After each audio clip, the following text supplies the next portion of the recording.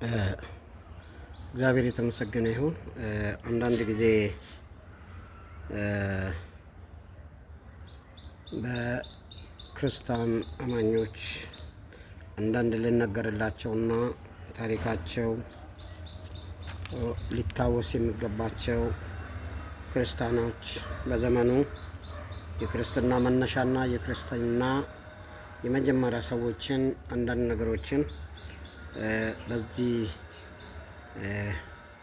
ላወራ ፈልጋለሁ፣ ልናገር ፈልጋለሁ። ኢትዮፒ ማክን መልእክት የሚል አንድ ቶፒን የሚባል ሰው ነበርና ጋሊዮ፣ ዴቪንች፣ ዊሊያም ሼክስፒር፣ ማርቲን ሉተር እና መጥምቁ ዮሐንስን የመሳሰሉ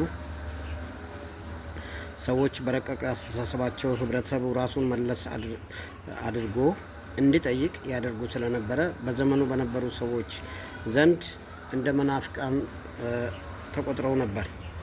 ታሪክ በትክክል ቢናገር ግን ከ2000 ዓመት በፊት በመላው ዓለም ላይ መሰረታዊ የሆነ ለውጥ እንዳመጣው እንደ ኢየሱስ ክርስቶስ ከቶ ማንም አልነበረም፣ አልተነሳም። ዛሬ ብዙዎች ኢየሱስን ብሩህ ቀን ይመጣልኛል ብሎ እንደሚጠብቅ በቤተ ክርስቲያን ግድግዳ ላይ እንደተንጠለጠለ ወይም በጌጠኛ መስታወት ላይ እንደተሳለ ቅርጻ ቅርጽ አድርገው ያቀርቡታል። ኢየሱስ ግን በየትኛውም ዘመን ከነበሩት ሁሉ ይልቅ ለሰዎች ሐሳብ ያልተንበረከከ ነበር። ሃይማኖትና ስነ ምግባር፣ ባህላዊ ወግና ልማዳዊ የፍቅር መገለጫዎችን ገልብጧቸዋል። በዘመኑ የነበሩትን የሃይማኖትና የፖለቲካ መሪዎችን ፊት ለፊት በመጋፈጥ ሰምተውት የማያውቁትን እውነት ነግሯቸዋል። በዓለማችን ላይ የእግዚአብሔር ሰብአዊ ድምፅ ሆኖ ተመላልሷል።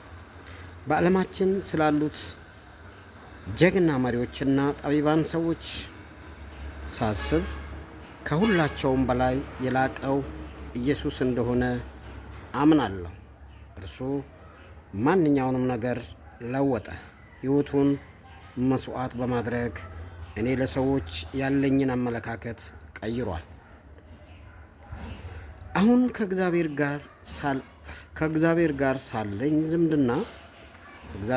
ካለኝ ዝምድና አንዱና ብቸኛው ምክንያት እርሱ ነው።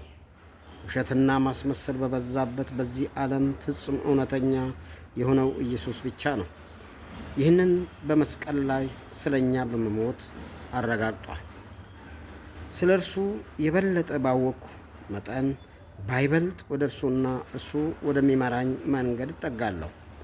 በኢየሱስ ላይ የተመሰረተ ሐቀኛ እምነት ለብዙዎች ሰዎች አይመችም።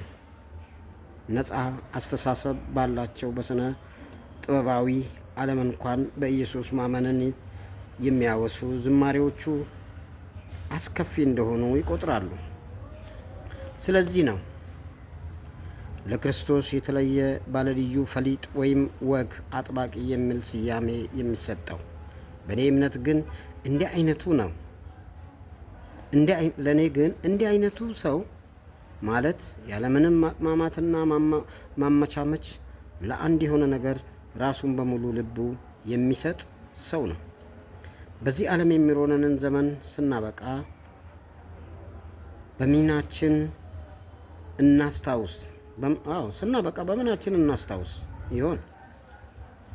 ከበርቴና ተደናቂ ሰው በመሆናችን፣ በውበትና ጥሩ ኑሮ የኖርን ለመሆናችን፣ በእውቀታችንና በዘራችን ወይስ በምን?